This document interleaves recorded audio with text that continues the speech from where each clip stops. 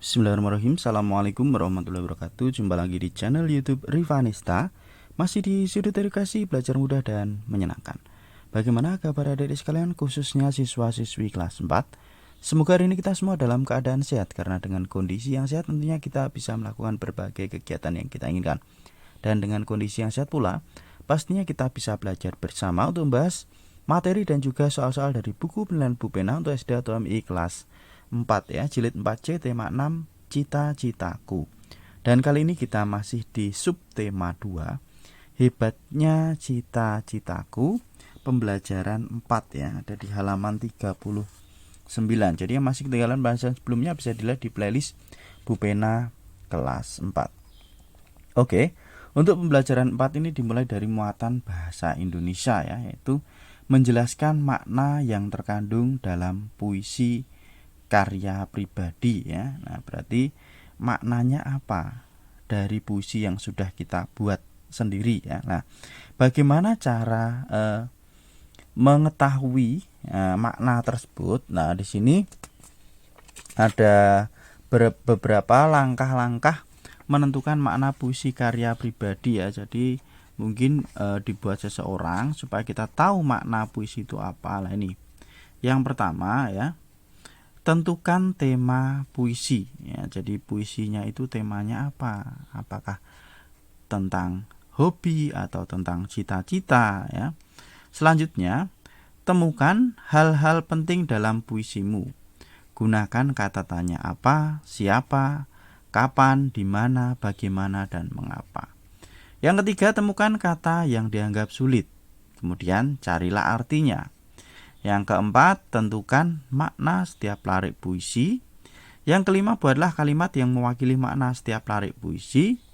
Yang keenam, rangkailah kalimat yang berisi makna setiap larik untuk memaknai bait puisi. Nah, itu ya, langkah-langkah untuk menentukan makna puisi karya pribadi. Nah, sekarang kita ke Ayo Berlatih. Di sini menjelaskan makna yang terkandung dalam puisi karya pribadi.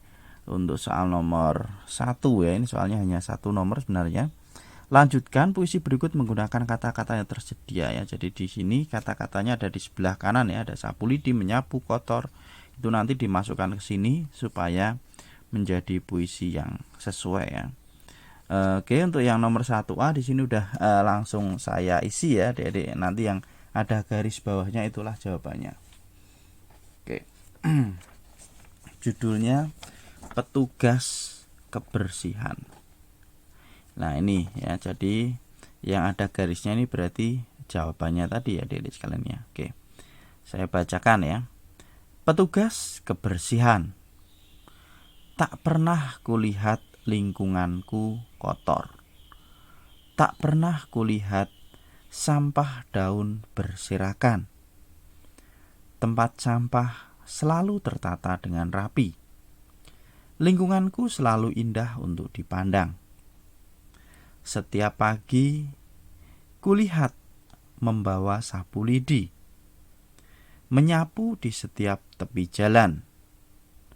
Lingkunganku bebas dari bahaya banjir, karena tidak ada sampah yang menyumbat saluran air. Nah, itu adik-adik sekalian ya. Jadi jawabannya ini untuk yang baris pertama berarti kotor, baris kedua berserakan, baris ketiga itu yang rapi ya, kemudian baris keempat indah, baris kelima sapu lidi, yang keenam menyapu, yang ketujuh banjir, dan yang kedelapan adalah air. Itu untuk soal nomor 1 yang A ya. Selanjutnya untuk yang B, berilah tanggapan pernyataan-pernyataan berikut yang merupakan isi dari puisi petugas kebersihan dengan jawaban benar B atau salah S. Berikan alasannya. Nah, ini ya. Ada 5 nomor, nanti isinya apa, tiap pernyataan, kemudian alasannya apa. Di sini juga sudah saya tuliskan ya, adik sekalian ya. Oke, mulai dari nomor 1.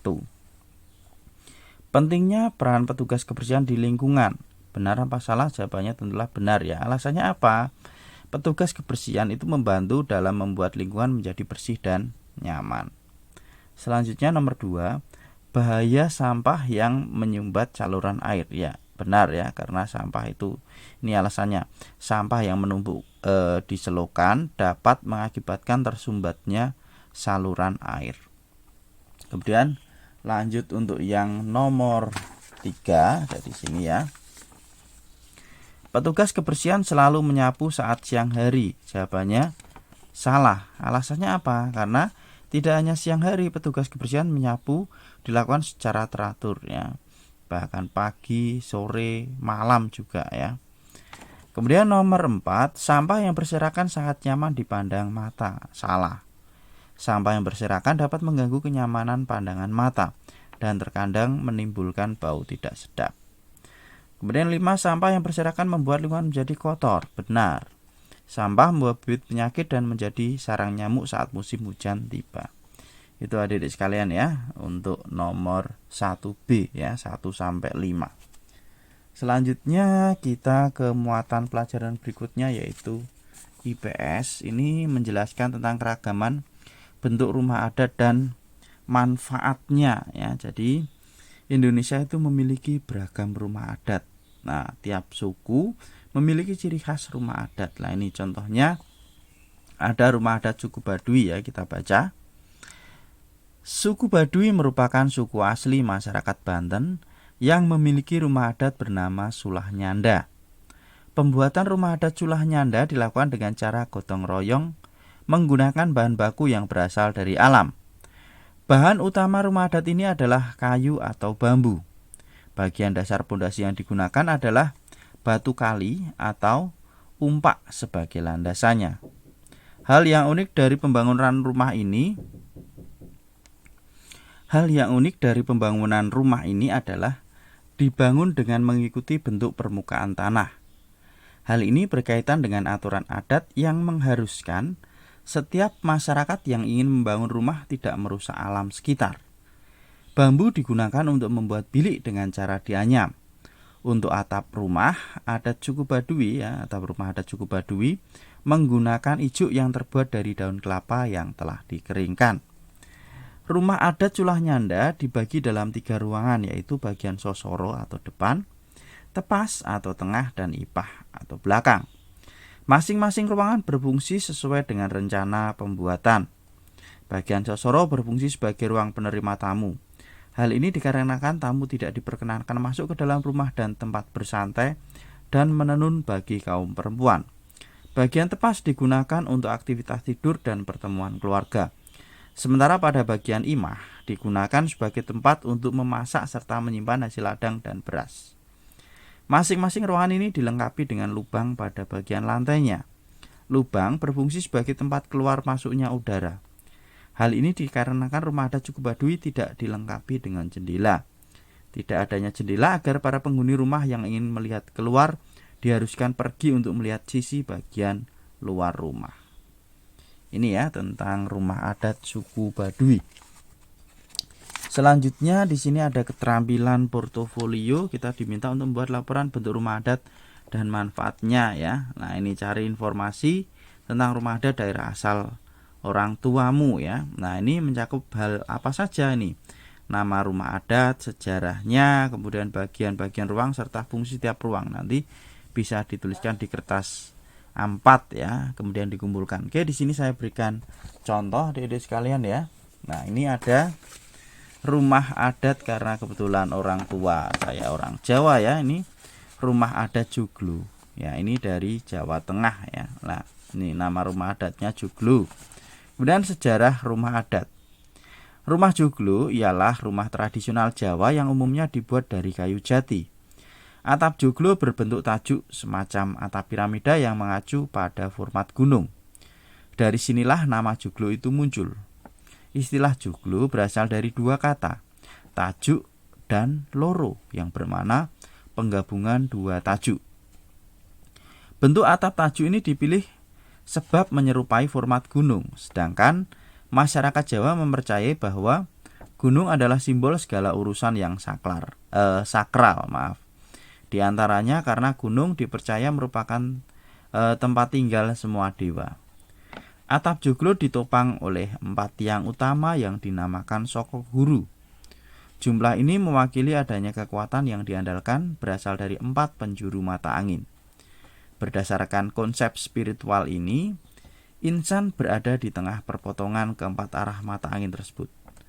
Suatu lokasi yang konon berisi getaran magis tingkat tinggi. Titik perpotongan ini disebut pun sebagai pancer atau manunggaling kiblat papat. Ada 3 unsur dalam susunan lokasi tinggal joglo. Pertama, ruang pertemuan yang dinamakan pendopo. Kedua, ruang tengah yang dinamakan peringgitan. Dan ketiga, ruang belakang atau dalam yang bermanfaat sebagai ruang keluarga. Nah, ini ada di sekalian ya. Kemudian penjelasan setiap ruangannya. Nah, mulai dari pendopo. Pendopo ini terletak di depan. Dibuatnya tanpa dinding karena sehubungan dengan karakter orang Jawa yang ramah dan terbuka. Ruangan menerima tamu ini seringkali tidak diberi meja ataupun kursi. Melulu tikar yang digelar supaya antara tamu dan tuan lokasi tinggal atau tuan rumah itu dapat berkata dalam kesetaraan. Yang kedua, peringgitan ya. Bagian peringgitan ialah tempat di mana empunya rumah menyimbolkan diri sebagai bayangan Dewi Sri. Dewi Padi ini dirasakan sebagai sumber segala kehidupan, kesuburan dan kebahagiaan. Terletak antara pendopo dan dalem, peringgitan dipakai sebagai lokasi untuk melangsungkan pertunjukan wayang yang sehubungan dengan upacara ruatan adat. Selanjutnya ruang yang ketiga yaitu ruang utama atau dalem ya. Dalem ialah bagian yang dipakai sebagai lokasi tinggal keluarga. Di dalamnya ada sejumlah kamar yang dinamakan senrong. Zaman dulu, senrong hanya diciptakan sebanyak 3 bilik saja. Kamar ke-1 diperuntukkan untuk semua lelaki, kamar kedua dikosongkan dan kamar ketiga digunakan oleh semua perempuan. Itu penjelasan tentang rumah adat joglo dari Jawa Tengah ya, Adik sekalian ya, sebagai mungkin contoh pada saat membuat laporan bentuk rumah adat dan manfaatnya. Oke, selanjutnya kita ke muatan pelajaran terakhir yaitu muatan PPKN KD 3.3 ya. Ini menjelaskan tentang keragaman di lingkungan rumah ya. Ya. Tentunya dalam keluarga juga terdapat keragaman ya.